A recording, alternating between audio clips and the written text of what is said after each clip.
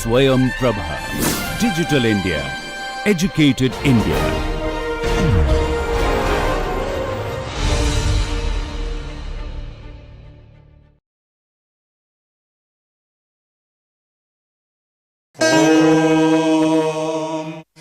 सहनावतु सहनौ भुनक्तु सह वीर्यं करवावहै तेजस्विनावधीतमस्तु मा विद्विषावहै। ॐ शान्ति शान्ति शान्तिः।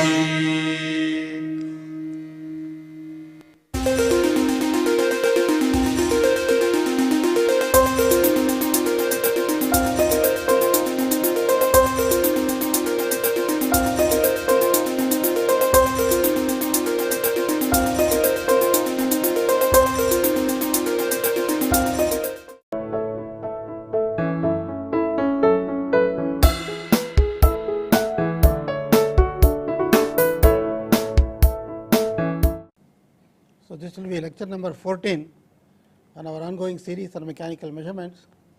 Towards the end of the last lecture, we are in fact looking at the nature of errors in temperature measurement, and we just gave a brief description of the kind of lead wire model one uses.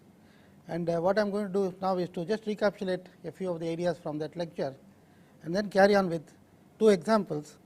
One, the thermometer well problem, which will be followed by a worked out example, and then I will also look at the calculation of error due to radiation. So, these two examples will give a flavor of the kind of problems one faces when making measurement of temperature. In fact, in the last lecture we have talked about different situations or various situations where temperature is measured. The temperature may be within a solid, somewhere inside. It may be on the surface of a solid, it may be the temperature of a flowing fluid, the fluid flowing through a duct or a pipe or a tube. And in each one of these cases there are several paths for heat transfer, and in fact we identified the general nature of the heat transfer paths or the heat loss paths, and then we discussed that these can be modeled through a proper thermal model, and then we will be able to estimate the systematic error due to heat transfer through various mechanisms. In the next slide I am showing, just to recapitulate the lead wire model we indicated in the last lecture. We have two wires corresponding to the positive and the negative thermocouple wires, and the two wires are encapsulated in the sheath material, which is insulating, both electrically insulating, that is what we want actually, but it is also going to create give some kind of an insulation for heat transfer also. And the major dimensions were explained in the last lecture, and what we did towards the end of the lecture was to show that the two wire model to the two wire actual thermocouple with the sheath surrounding it is replaced by a single wire model consisting of a single wire of radius R1 surrounded by a sheath of radius, outer radius equal to R2, and we explained how to do that one. And in fact we also explained that the mechanism of heat transfer will be the following. The wire is a very highly thermally conducting material because it is metallic, and therefore you have heat transfer in the axial direction in the wire. So, that is shown by this arrow, and in the insulation which is surrounding the wire, in the single wire model we have a single wire surrounded by some certain thickness of insulation, and we have heat flow predominantly in the radial direction in the insulating layer. That means that we are going to model the lead wire conduction as one dimensional conduction along the wire in the axial direction, and the heat flow in the insulating layer in a direction normal to the axis of the wire, so actually in the radial direction. So, the idea is to look at a typical application where such a situation exists and find out how to make calculation of the heat loss due to conduction, and then see how it is going to affect the temperature which we are going to measure. So, the lead wire conduction model. So, what I will try to do is to give basically the appropriate formulae with some physical justification and not too much of a mathematical derivation, because at this time the students may not have had a course in heat transfer. So, which may come little later. So, this will be just a kind of a physical arguments will be used instead of using mathematical arguments. So, the wire is in this form, and I said that the heat transfer is in the axial direction. This is the wire heat transfer, and surrounding that is our insulating layer, and the heat transfer is in the radial direction in the insulation. This is in the wire and in the insulation. So, we expect temperature variation to be in this direction predominantly, in the axial direction, and this gives rise to heat transfer like what is shown in the by the arrows. So, now the wire will conduct the heat axially, and some of the heat will leave through the insulation like this all along the wire, something like what is shown here, like a tree. The point to notice is that the heat transfer in the radial direction keeps on decreasing, as also the heat transfer in the axial direction. Some amount of heat comes in here and a little bit is going to be lost here, and the rest of the heat is going to flow on in the axial direction. Some amount of heat is going to leave. Therefore, it is a continuous process. We can show in fact that the heat loss in the radial direction through the insulation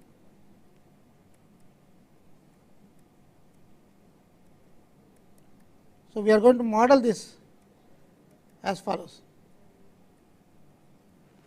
is due to a temperature difference between the wire temperature, let us say T w, which is a function of x.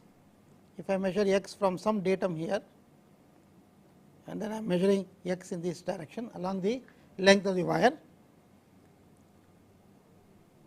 the heat transfer is T w at x minus the ambient temperature, which I will write as T infinity, that is T w, which is the value at any particular value of x along the wire. In fact, I will treat this as uniform across the wire.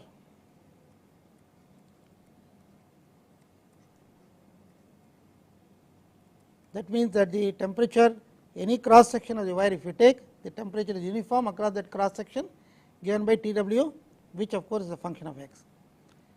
So, the heat loss in the radial direction through the insulation will be proportional to the temperature difference T w x minus T infinity multiplied by some conductance. So, we will say some conductance. So, the idea is to find out how to evaluate this conductance in the radial direction. So, what I will do is I will just give a formula instead of working out mathematically. So, I will work it out in terms of a resistance for heat transfer. In fact, we can note that if I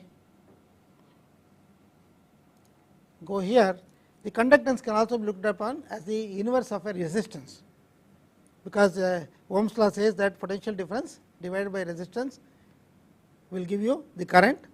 In this case, the current heat transfer is like a current, the temperature difference is like a potential difference, and instead of conductance I can have a resistance in the denominator.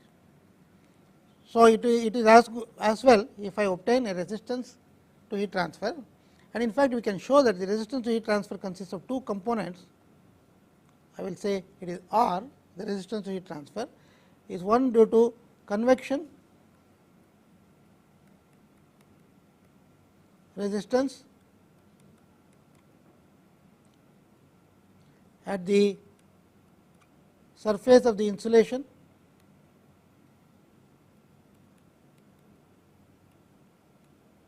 this is one component,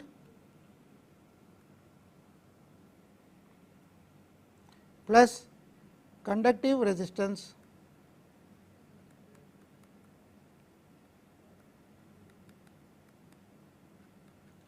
in the insulation.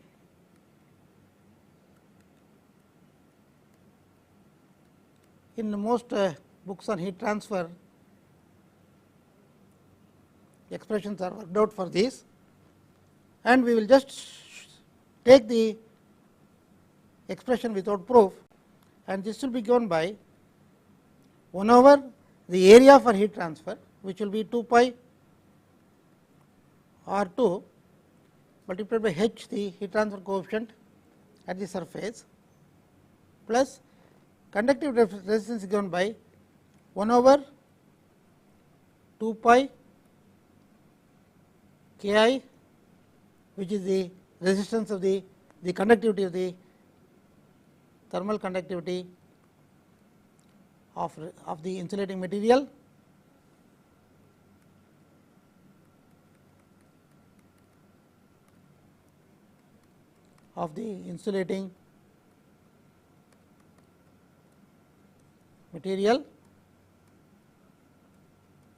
multiplied by the logarithm of the ratio of radii R2 by R1.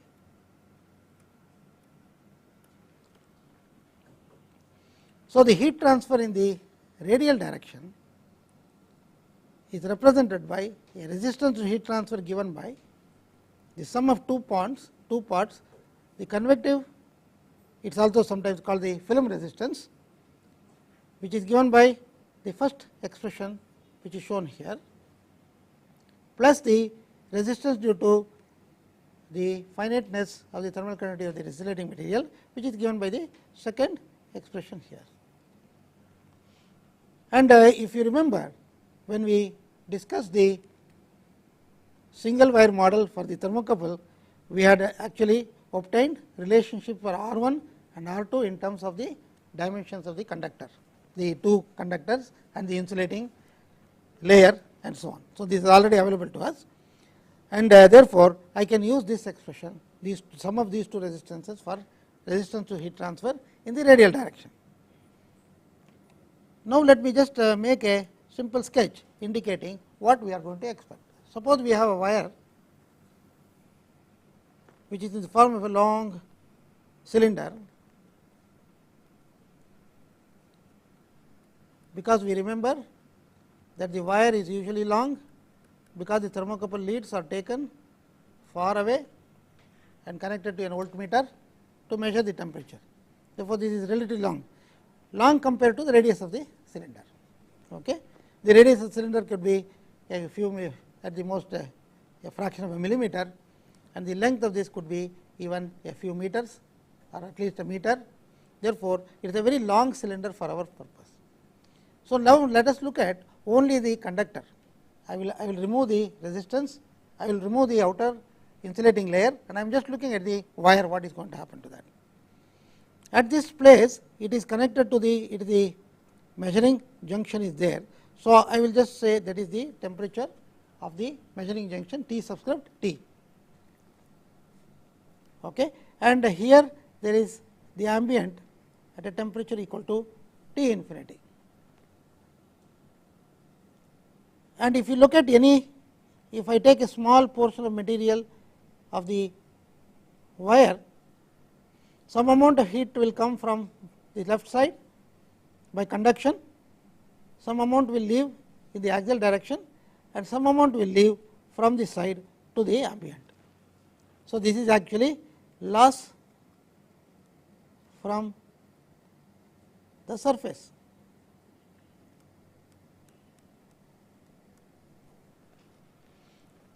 So, the conduction coming in, conduction leaving, the loss from the surface.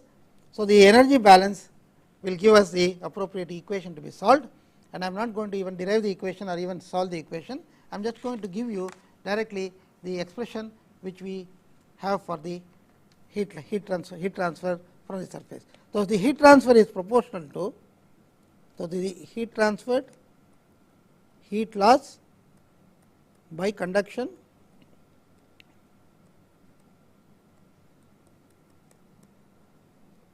is equal to T t minus T infinity. This is the temperature difference available for heat transfer, multiplied by a factor which we get from the theory of by basically solving the equation governing the problem. And I am not going to solve the problem, I am just going to say that this is going to be shown to be equal to the product of the thermal conductivity area for the thermocouple wire, the two wires together, divided by the resistance, which was again obtained earlier. So, heat loss by conduction is equal to, this is like the potential difference, this is like the conductance. So, product of two things. This Ka product represents the sum of K1 A1 plus K2 A2 for the two wires which make up the thermocouple pair. Okay. This expression comes basically from the solution to the heat transfer problem. So, what we should notice that is that the heat loss due to the wire which is attached to the object whose temperature I want to measure is given by a simple formula.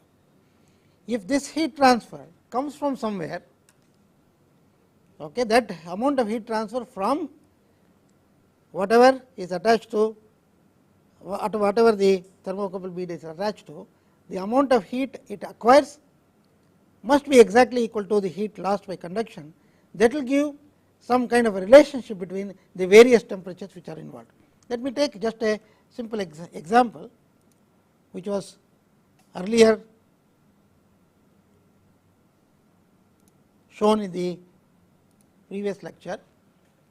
So, let me just take a simple typical example and see what is happening.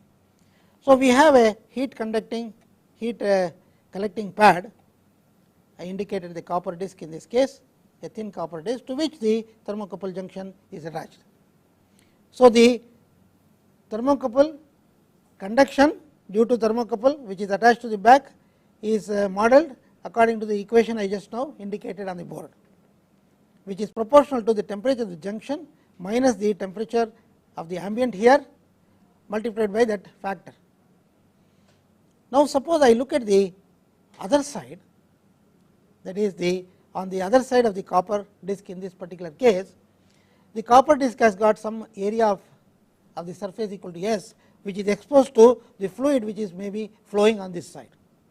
Okay. Suppose I assume that the heat transfer coefficient for heat transfer by convection from this fluid to the surface is given or known, then I can find out what is the temperature, what is the heat transfer to this surface from the medium which is flowing by simple expression which is given by the heat transfer coefficient times the surface area exposed to the flow multiplied by the temperature difference between the fluid which is flowing and the temperature T t.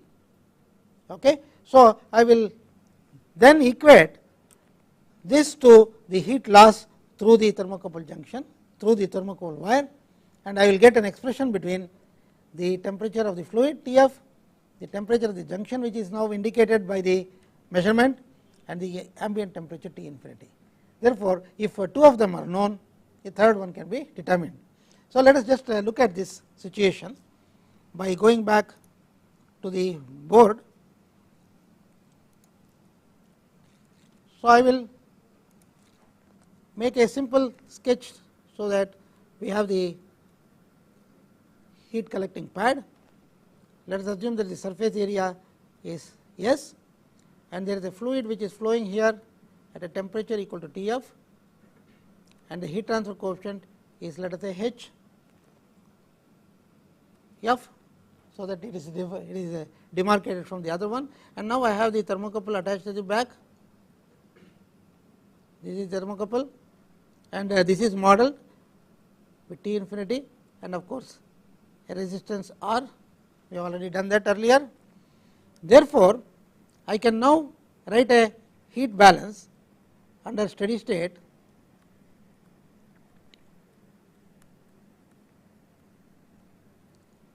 when nothing is changing with respect to time. Steady state means no changes with respect to time. The heat acquired by the surface is H f multiplied by the surface area. This is by definition of the heat transfer coefficient, H into area into temperature difference T f minus T subscript T, which is the temperature indicated here, that is T T. This must be equal to the expression we wrote down just a little while ago. It will be given by K A product divided by R multiplied by T T minus T infinity. Okay. So, I can now solve for the temperature indicated by the thermocouple.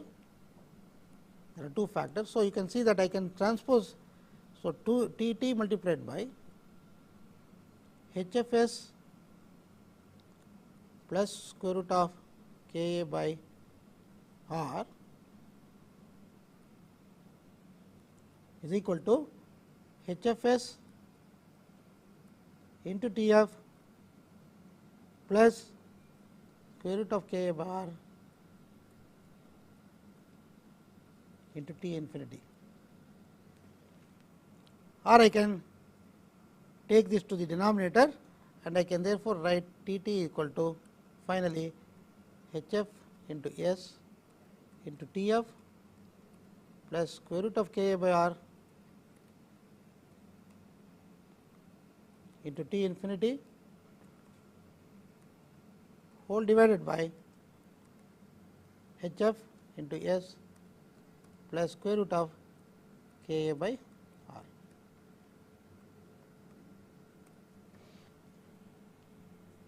This expression indicates that the temperature indicated by the thermocouple, that is the left hand side, this is what is measured, is a weighted mean of the temperature T f, the weighting factor being H f into S.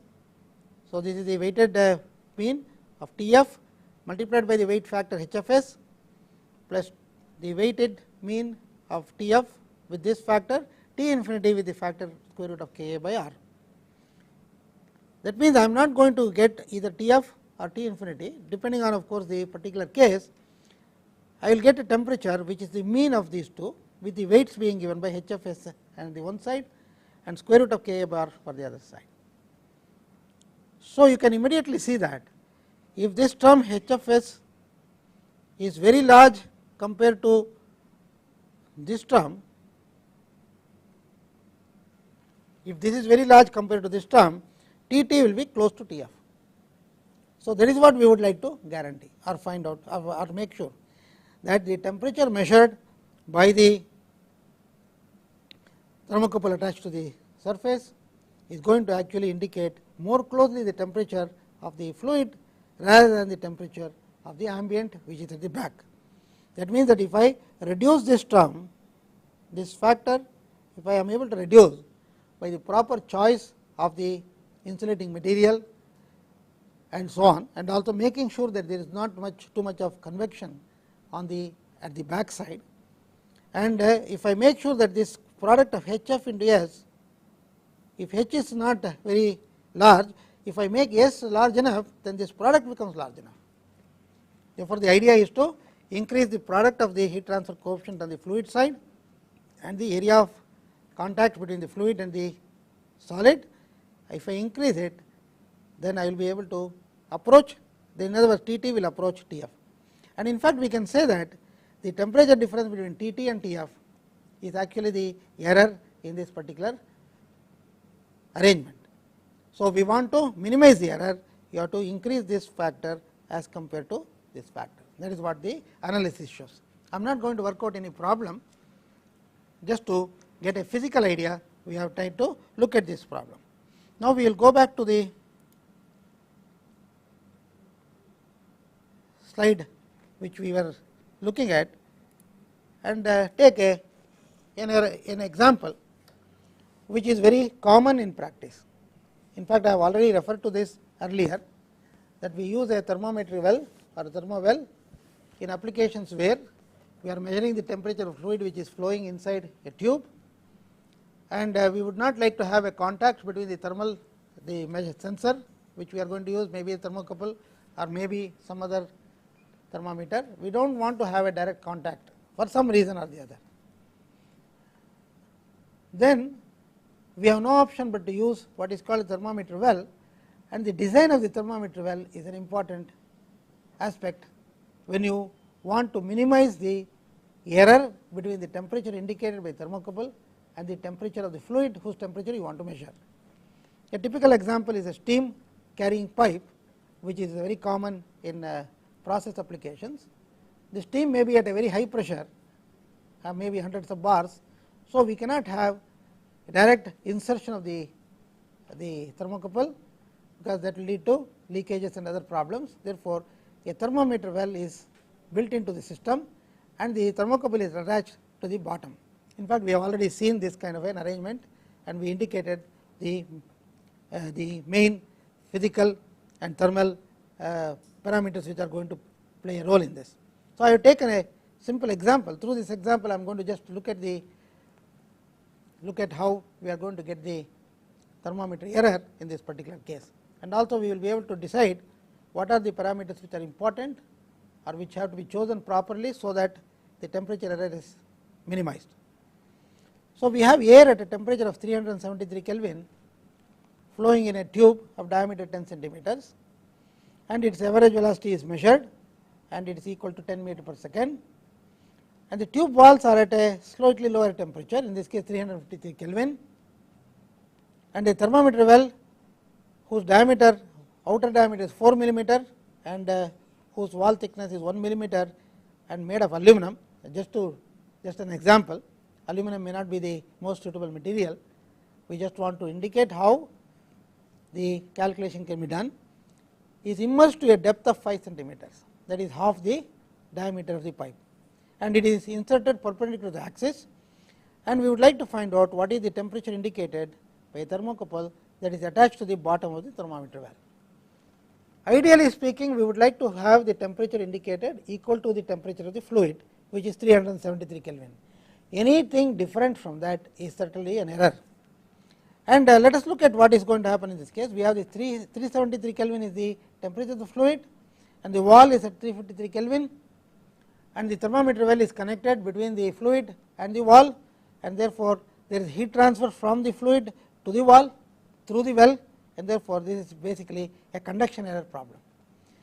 And the heat transfer to the well is by convection from the fluid, and the heat loss to the wall is by conduction through the well material. So, with this background, let us just look at what are the things involved. In fact, I am going to go back to the board and indicate some of the details. Just to recapitulate, we have the wall of the tube, and this is the axis, and I have the well right down into the middle. It is made of a material with a certain wall thickness 1 millimeter, and this is 4 millimeter diameter, if I call it D0 outer diameter, and the wall thickness is 1 millimeter, and this depth of immersion is 50 millimeters. Let me just go back and see whether that is 50 or I think it is 50. Yeah, tube diameter is 10 centimeters, and therefore, indeed it is equal to 50 millimeters, this is 100 millimeter diameter. And the wall is at 353 Kelvin and the fluid is at 373 Kelvin and the velocity is 10 meter per second. So, let me just draw a simple the sketch of the well slightly magnified, so that we can look at what is going to happen. So, I will just draw this is the well with its thickness shown here, fluid is flowing 10 meter per second and this is the thermocouple attached here T subscript T. On this side it is connected to the wall at T W equal to 353 Kelvin. So, here T F is 373 Kelvin. So, there is a 20 degrees difference. So, the surface of the tube, outer surface of the tube, suppose I take a look at a small piece of the tube again. Okay, I look at this small piece of the tube. The heat is gained by convection. So, this is convection and because the temperature is varying in this direction, being higher here, T F is higher, possibly the temperature of the well is in between these two, in between 373 and 353. Therefore, there is heat transfer from here to the well material and then there is conduction along in this direction. The model is exactly similar to what we had earlier in the case of the lead wire model. There is no difference really. The only difference between the lead wire model which we had earlier and this case is that the lead wire was of infinite length or very large length. Therefore, we had a simple solution to the problem. Here we have a finite length for the immersed well. This L is given from the wall to the depth here. This length is a finite quantity, finite length. So, the governing equation is somewhat similar to the previous case and again I am not going to go through the calculation procedure. What I am going to do is just to indicate how to make the calculation. The heat transfer coefficient or heat transfer from the fluid to the outside of the cylinder is treated as cylinder in cross flow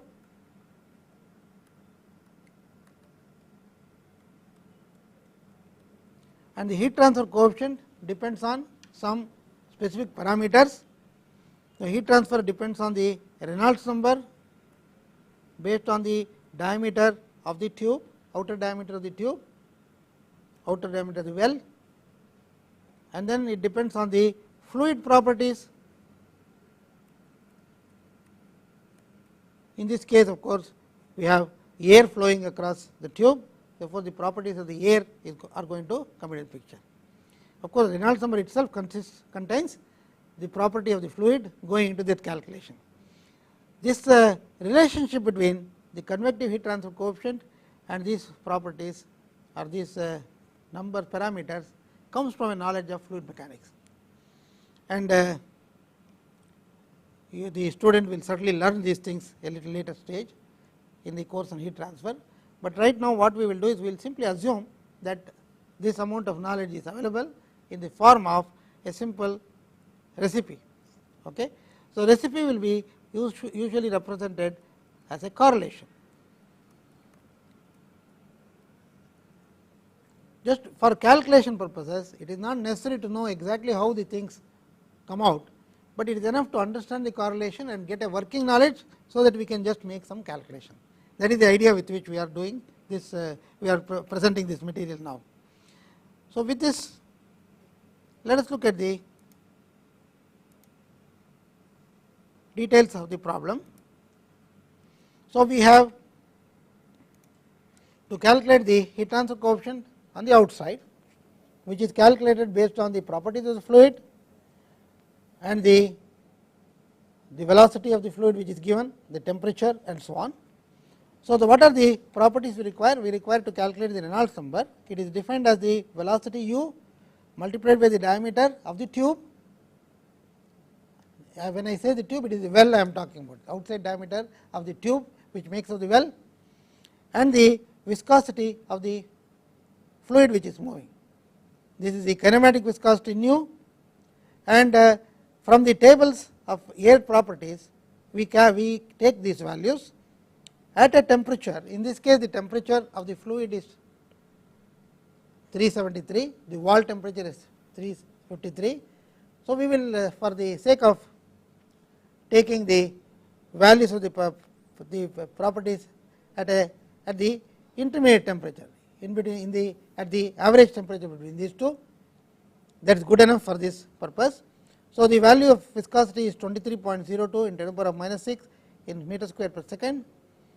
Then the thermal conductivity is 0.03127 watts per meter Kelvin. The Prandtl number is a parameter which describes, is one of the properties of the fluid which comes into the picture when you have heat transfer calculations being done. So, it is equal to 0.7 in the case of air, and the diameter outside is going to come into the picture. It is 4 into 10 to the power of -3 meters. I am converting millimeters to meters, and u is 10 meter per second. Therefore, I am able to calculate the Reynolds number as the product of u d naught divided by nu, which is 1.738 into 10 to the power of 3 or 1738. The value of the Reynolds number, the Prandtl number, so on, we will have to put into this recipe I talked about, the correlation. It is called the Zukowski's correlation. I think there is a spelling mistake here. It is Zukowski's correlation. For cylinders in cross flow, the information is represented in the form of a relationship of the form nu d. This is called the Nusselt number. Is given by a constant c multiplied by Reynolds number to the power of m, where d is the characteristic dimension. In this case, it will be d0. Prandtl number to the power of n, and then a ratio of Pr by Prs to the power of 0.25, where S stands for the surface temperature. In the present case, these two are close to each other, therefore, this factor is not important. Only for those fluids where the Prandtl number is a strong function of temperature, we have to worry about this factor, and therefore, for the present this factor is not going to come to picture. There is all properties are taken at the film temperature, which is nothing but the average between the surface temperature and the fluid temperature, excepting the one here which is taken at the surface temperature. But in this present case, we need not worry about this factor. The values of C and M and N are specified in the table which is given below. These are all based on experimental data. Experiments have been conducted with cylinder in cross flow with different Reynolds number ranges, and the relationship has been plotted, and using the methods we have already discussed earlier, curve fitting and so on. Based on the curve fit, values of C, M and N have been obtained. So, there are several ranges of Reynolds number 1 to 40, the values are 0.75 and 0.4, 40 to 1000, 0.51 to 0.5, 1000 to 2 lakhs is 0.26 and 0.6, and 2 lakhs to about 1 million it is 0.076 and 0.7. Why do we have different values for different ranges of Reynolds number? Because Reynolds number determines, the range of the Reynolds number determines the type of flow which is taking place, the regime of flow which is taking place. We have essentially laminar flow for very low velocities or very low Reynolds number, and as the Reynolds number increases, the flow becomes more and more, it goes towards turbulent flow, and there are variations from laminar flow to turbulent flow through a series of steps like this. So, the reason why we have different values of C and M is because the regime is changing slowly from laminar flow to fully turbulent flow, and that is represented by this kind of a data. And if you remember in the last slide, we calculated the value of the Reynolds number to be somewhere in between, it was some 1700 and something. So, it comes in the third row here, and the N values are given by for Prandtl number less than 10 and greater than 10, and this is appropriate for the present case because Prandtl number is 0.7 in the present case. And for the range of Reynolds number, the Reynolds number being 1730 or something like that, the value of C and M are given here as 0.26, 0.6, N is 0.36 because Prandtl number is less than 10. So, the Nusselt number based on the outer diameter of the well is given by the product of C 0.26 multiplied by Reynolds number, which was already calculated, to the power of 0.6, Prandtl number 0.7 to the power of 0.36, and that gives you 20.1. This Nusselt number is a non-dimensional parameter. It is also called a non-dimensional heat transfer coefficient, and the relationship between the heat transfer coefficient and Nusselt number is such that heat transfer coefficient is equal to Nusselt number multiplied by the K of the fluid divided by the diameter or the characteristic dimension in this case, which is equal to D naught. And if I substitute 20.1 here, K is 0.03 something, which was given in the first slide, divided by 0.004, I get a value of H equal to 157.13 watts per square meter Kelvin. So, we have calculated the value of the heat transfer coefficient. Now, what we have to calculate is what is called the fin parameter. The fin parameter appears in the solution to the problem when you model the heat transfer in the wall of the well. The heat transfer by conduction is in the axial direction, and the heat transfer by convection is in the direction normal to the axis of the cylinder or axis of the well. In this case, we can show that the governing parameter for heat transfer in the fin is given by M subscript F. This is called the fin parameter, which is given by H into the perimeter, which is pi d0. Pi d0 is the perimeter, outer perimeter of that well material, divided by the thermal current of the well and the area of cross section of the material of the well. It is given by pi into d0 squared, the inner diameter squared, outer diameter squared, minus di squared, which is the inner diameter squared, divided by 4, actually comes from pi d squared, pi into d naught squared minus di squared by 4. This 4 is coming from this. So, it is actually H into the perimeter divided by K into area of cross section, whole raised to the power of 0.5, and if I substitute the values I have obtained earlier, I will get a value of 31.989. And the non-dimensional governing parameter for the fin is given by the product of the fin parameter which is calculated earlier and the depth of immersion. So, the depth of immersion is making its appearance in this parameter, and if I put L equal to that is 50 millimeters, 0.05 meters. So, 0.5 multiplied by the value which was there about 31 in the previous case, I get a value of 1.599. And again it can be shown from the heat transfer calculation that the non-dimensional temperature theta T. So, let me just go back to the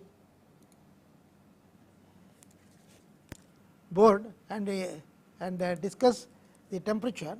So, we have a non-dimensional temperature function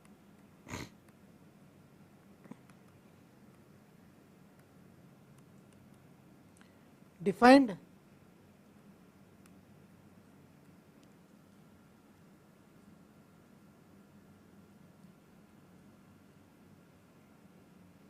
we can define in various ways.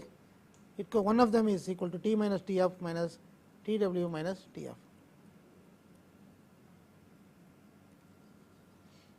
That means that the value of this theta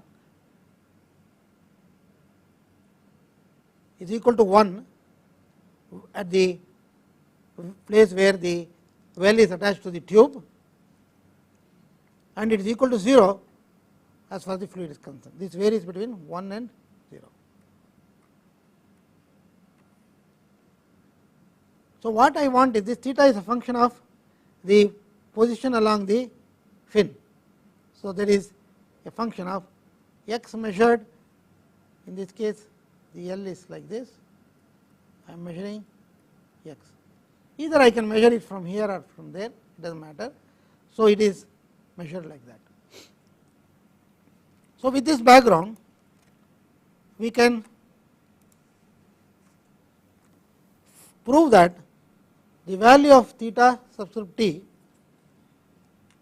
this is the temperature at the bottom of the well, is given by 1 over cos hyperbolic mu f, and if I put this 1.59 here, I get a value equal to 0.388, and using the information which I just presented in the board, the temperature of the indicated by the thermocouple attached to the bottom of that well is T reference, which is taken as the temperature of the flowing fluid T f plus theta t into T w minus T f. Okay. So, if I substitute these values of theta t 0.388 here, T w is 353, T f is 373, I get a value of T subscript t equal to 365.24. So, the temperature indicated by the thermometer which is connected, or the thermocouple connected to the bottom of the well, is not equal to the temperature of the fluid, but it is 365.24, almost about 8 degrees different. So, we can now say that when we measure the temperature as 365.24, the actual temperature of the fluid is 373. The thermometer error or the systematic error due to the measurement is 365.24 minus 373, which is the difference between these two. So, if I want to use this particular arrangement for the measurement of temperature of a fluid flowing through a tube, I will have to use this as a correction to the measured value. So, because I am going to measure this value, this is what the temperature is indicated by the thermocouple. So, I am going to add this thermometer error, which is calculated based on this kind of an analysis, and correct for the temperature. So, the next example I am going to take is going to be slightly different, and I am going to look at the error due to radiation.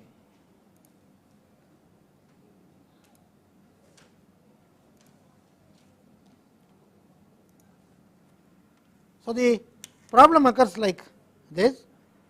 We have already indicated this earlier in the lecture number 13 in some not too much detail. Suppose I have a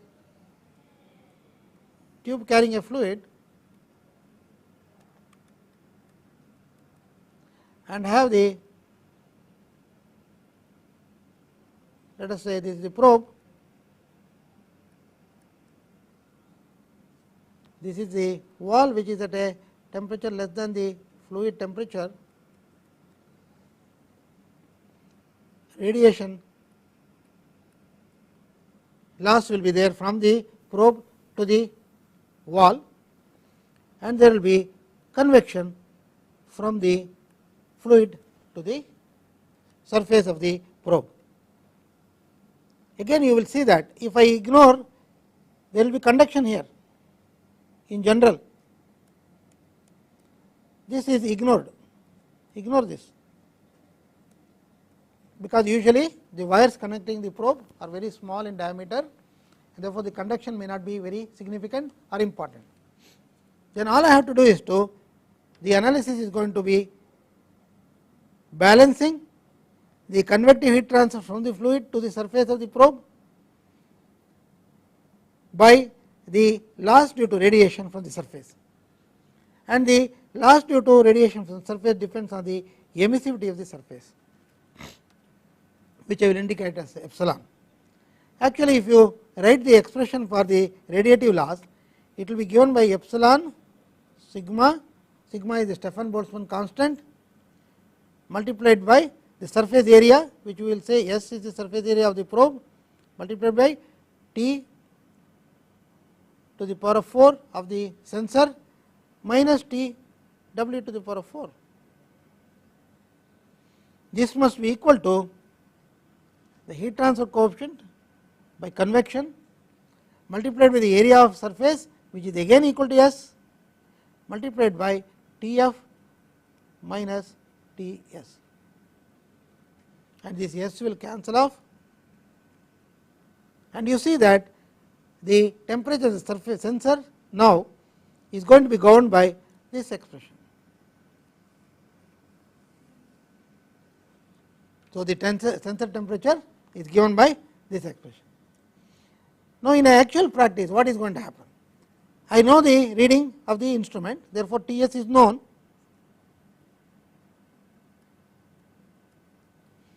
This is also known.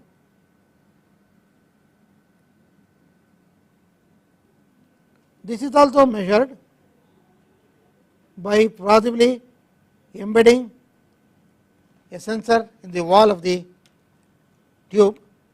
So, this is also measured and known. Therefore, I can obtain T f can be calculated. Actually, what will happen is,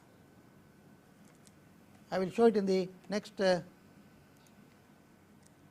here, T f minus T s equal to epsilon sigma divided by h.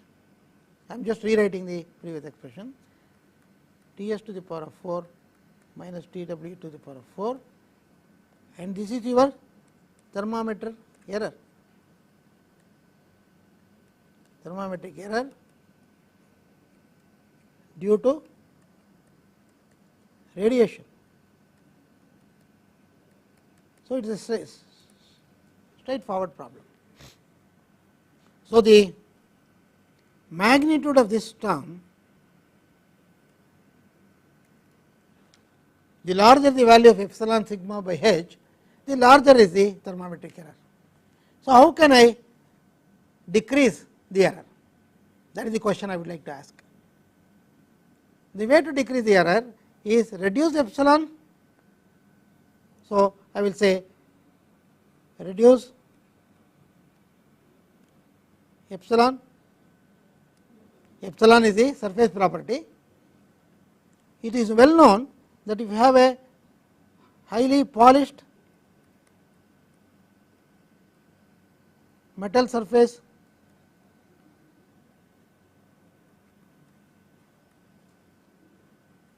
for example, aluminum, epsilon could be something like 10.05. So, I would be well off if I have a polished surface, metal surface for the sensor. I would also like to have increase h,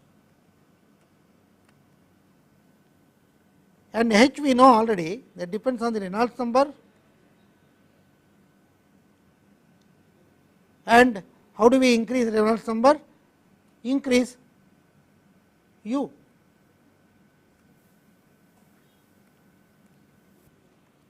In fact, if you remember, in lecture number 13, I indicated that the u can be increased by actually having some kind of an arrangement in which the fluid is accelerated and flows past the sensor at a higher velocity than it would do otherwise. You could have some kind of a small converging diverging nozzle, and the sensor can be within that, and in fact, the advantage of such an arrangement is that there is a radiation shielding also is going to come into picture, because the converging diverging nozzle can be made out of material which is highly polished material made of metal, so that the emissivity is small, and at the same time it accelerates the fluid to a higher velocity, and therefore, the Reynolds number increases, and when the Reynolds number increases, the heat transfer coefficient increases. That means that either decrease epsilon or increase h, we are going to have an effect of reducing the thermometric error by radiation. So, I think I just have enough time to take the example and look at that. So, the example number 15, a thermocouple is made of very thin wires is attached. I have said very thin wires, so that the conduction through the lead wires can be ignored, and it is to a spherical shell of 0.005 meters placed inside a large duct whose walls are at 450 Kelvin. The flowing fluid is air at 500 Kelvin. The velocity of air has been estimated to be 0.5 meter per second. So, we want to determine the thermocouple error, and two cases are taken, one in which the emissivity of the surface is 0.05, and the second one in which it is 0.85 in the second case.